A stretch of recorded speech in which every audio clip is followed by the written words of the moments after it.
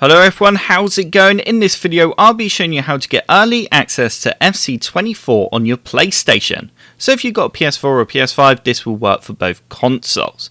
So the first thing that you need to do is have the EA Play subscription. So you can get the $3.99 one, that's in UK pounds, and that will then give you a 10-hour free trial to the early access tomorrow morning. Once you've subscribed to that, the next thing that you need to do is select the PlayStation Store, and you will then see FC24 at the bottom there.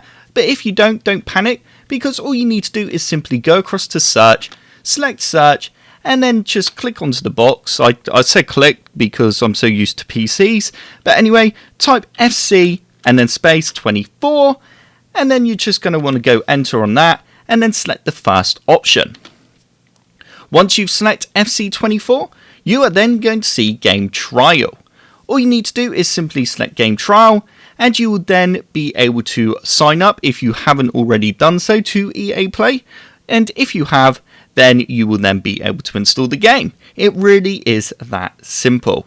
So I hope this video helped you out and you enjoyed it. If you did like the video, click the like button below, and if you want to see more videos, then subscribe for more.